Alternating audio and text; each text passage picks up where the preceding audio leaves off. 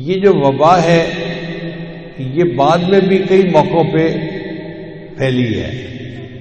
اسلامی تاریخ میں حضرت عمر رضی اللہ عنہ کے زمانے میں سن 49 ہجری میں پھیلی مصر کے قریب۔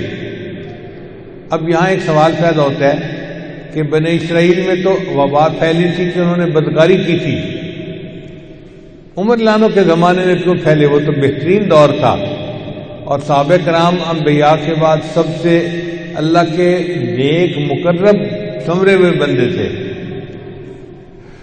تو علماء نے جواب دیا ہے کہ اللہ تعالیٰ نے ان کو آزمائش کے طور پر اس میں آزمایا۔ اگر اس دور میں وبا نہ آتی تو آج ہمیں وبا کے موقع پہ کیا کرنا ہے اس کی تعلیم کون دیتا؟ چنانچہ وبا آئی تو نبی السلام نے بتلایا تھا کہ اگر کسی بستی میں وبا پھوٹے تو باہر کے لوگوں کو چاہیے کہ وہ اس بستی میں نہ جائیں اور بستی کے لوگوں کو چاہیے کہ وہ باہر کہیں سفر نہ کریں۔ بستی کے لوگوں کو تو اس لیے روکا کہ یہ تو بیماری میں مبتلا ہیں ہی صحیح، اب یہ اگر باہر جائیں گے تو جہاں تک جائیں گے لوگوں کو بھی بیمار کریں گے، تو بہتر ہے کہ یہ گھر پہ ہی رہیں۔ اور باہر والوں کو کہا کہ بھئی وبا تو کسی دوسری جگہ پھوٹی ہے، تم اپنے آپ کو موت کے منہ میں کیوں دھکیلتے ہو؟ تم وہاں مت جاؤ، سیرگاہ بناؤ اس کو۔ چنانچہ نبی علیہ السلام کی رحمت للعالمین کے صدقے اللہ نے اس امت کو یہ انعام دیا کہ 5 بندوں کو شہید آخرت فرما دیا گیا۔ ایک جو بندہ طاعون کی وبا میں مرے وہ شہید آخرت ہوگا، یعنی دنیا میں اس کو شہید نہیں کہیں گے مگر قیامت کے دن اس کو شہیدوں کی قطار میں کھڑا کیا جائے گا، شہید کا درجہ دیا جائے گا۔ پھر جو بندہ پیٹ کی بیماری میں مرے وہ بھی شہید آخرت، پھر جو بندہ گر کے مرے وہ بھی شہید آخرت، دب کے مرے وہ بھی شہید آخرت۔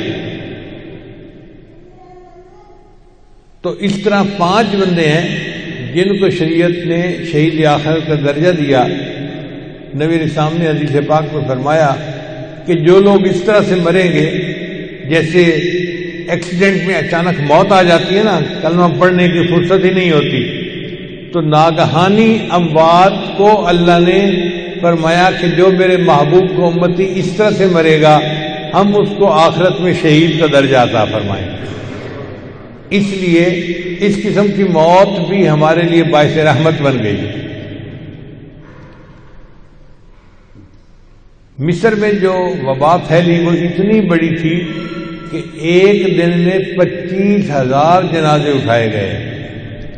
بنی اسرائیل میں وبا پھیلی تھی تو 70,000 جنازے، اور اسلام کی تاریخ میں جب وبا مصر میں پھیلی تو 25,000 جنازے ایک دن میں اٹھائے گئے۔ بہرحال یہ حالات ہیں جو عدلتے بدلتے رہتے ہیں۔ چنانچہ حضرت عمر رضی اللہ عنہ کے زمانے میں جب 50 ہجری میں مصر کے اندر وبا پھیلی تو ان لوگوں نے اجتماعی توبہ کی۔ کتابوں میں لکھا ہے کہ شہر کے لوگوں نے 3 دن روزے رکھے، شہر کے لوگوں نے مرد و عورتوں نے 3 دن روزے رکھے، اور تیسرا دن جمعہ کا دن تھا تو شہر سے باہر نکل کے انہوں نے اللہ کے سامنے اللہ توبہ کی، معافی مانگی، اللہ نے اس وبا کو ختم کر دیا۔ ہمیں بھی چاہیے ہم اس موقع پہ اجتماعی طور پر توبہ کریں، گناہوں کو چھوڑنے کا عہد کریں، اللہ سے معافی مانگیں۔ اللہ اگر معاف فرما دیں گے تو یہ بیماری ختم ہو جائے گی۔ اور ہمارے ملک کے جو سائنسدان ہیں ان کو چاہیے کہ وہ تحقیقات کریں اور اس بیماری کا کوئی ویکسین نکالیں۔ ہمیں کافروں کی طرف نہیں دیکھنا چاہیے کہ وہ ویکسین نکالیں گے تو ہم علاج کریں گے۔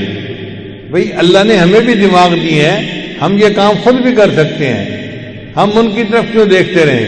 لہذا جو ڈاکٹر اس کی ویکسین ایجاد کرے گا میرا اپنا گمان ہے کہ شاید اسی عمل پر اللہ اس کے ساری زندگی کے گناہوں کو معاف فرما دے۔